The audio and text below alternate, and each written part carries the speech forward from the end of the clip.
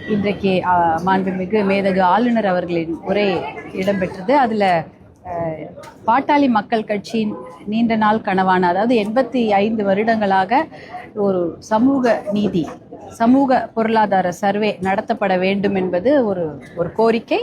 பாட்டாளி மக்கள் கட்சியின் கொள்கையும் கோட்பாடும் அதுதான்.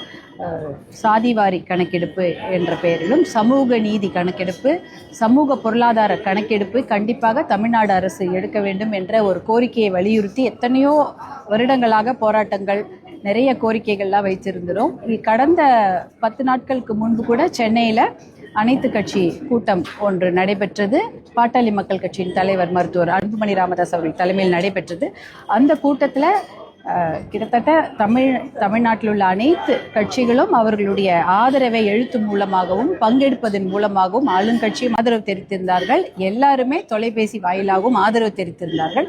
அப்படிப்பட்ட அந்த நிலையில் இன்று ஆளுநர் அவர்கள், மேதகு ஆளுநர் அவர்களின் உரையில சாதிவாரி கணக்கெடுப்பு, சமூக பொருளாதார கணக்கெடுப்பு தமிழ்நாட்டில் நடத்தப்படும் என்ற ஒரு அறிவிப்பு வெளிவந்திருப்பது எங்களுக்கு மிகுந்த மகிழ்ச்சியை தருகிறது.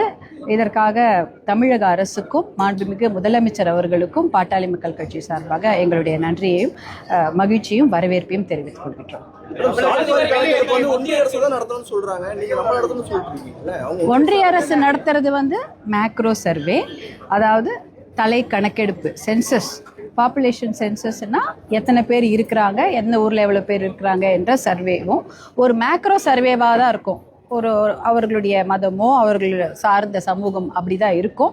ஆனால் ஒவ்வொரு மாநிலம் நடத்தும் பொழுது குறிப்பாக இன்னும் நிறைய மைக்ரோ சர்வே அப்படின்றது நிறைய கேள்விகள் இருக்கும். 70லேருந்து 100 கேள்விகள் கூட இருக்கலாம். நீங்கள் பார்த்தீங்கன்னா அந்த பீகார்லேயும் அண்டை மாநிலங்கள் எடுத்திருக்கிறாங்க.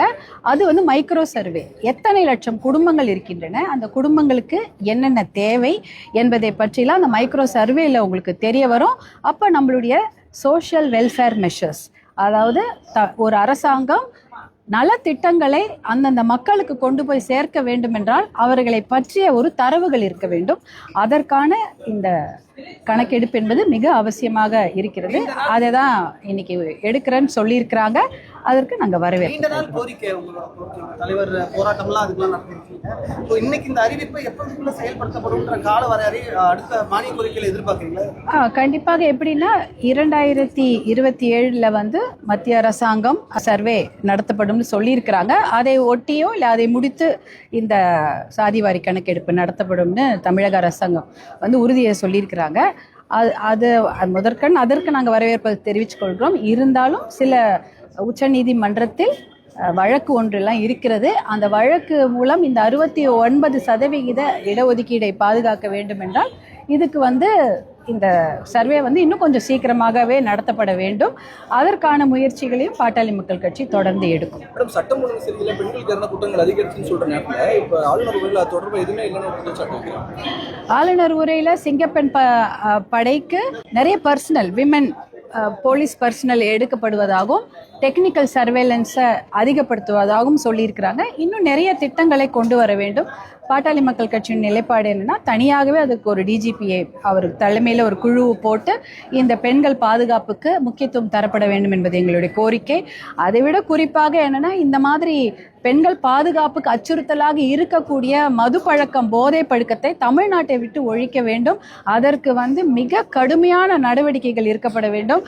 அதே போல அதை விட அதிகமாக ஒரு விஷயம் என்னன்னா, இந்த தவறு செய்பவர்கள் யார் என்பதை நம்ம எல்லாருக்கும் தெரியுது. இன்னைக்கு ஃபோரன்சிக் அப்படின்றது ஒரு மிகப்பெரிய ஒரு டெக்னிக்கல் எக்ஸ்பர்டீஸ் இருக்கு நம்ம கிட்ட. யார் தவறு செய்கிறார்கள் என்பது உடனடியாக தெரிந்து விடுகிறது. அதை 5 வருஷம் இல்லை 3 வருஷம் கேஸ் எல்லாம் இழுக்காம உடனடியாக போக்சோ கோர்ட்டுகளையும் மகளிர் சிறப்பு நீதிமன்றங்களையெல்லாம் அதிகப்படுத்தி அந்த கேஸுகளை கிட்டத்தட்ட எத்தனையோ 7000 வழக்குகள் இருக்கு. அதுல பாதி வழக்குகளை எடுக்கவே இல்லை, அதாவது விவாத பொருளாவே எடுக்க முடியல. அதனால போக்சோ நீதிமன்றங்களை எல்லாம் அதிகப்படுத்த வேண்டும். அதே சமயம் போலீஸ் பர்சனலை அதிகப்படுத்தி பெண்கள் பாதுகாப்பை உறுதி செய்யப்பட வேண்டும்.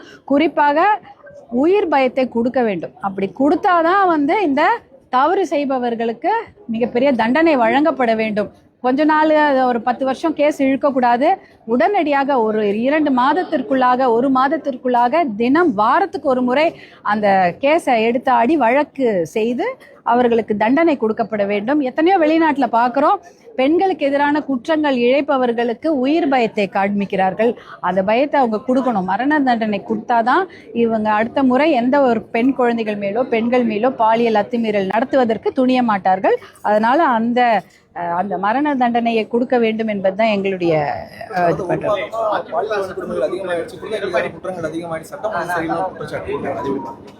அதாவது இந்த தண்டனை கொடுக்கப்பட வேண்டும் என்பதில் எல்லாரும் ஒற்றுமையா நம்ம செயல்பட வேண்டும். சீக்கிரமாக தவறு இழைப்புகளுக்கு தண்டனை கொடுக்க வேண்டும். அதை நம்ம உறுதி செய்ய வேண்டும்.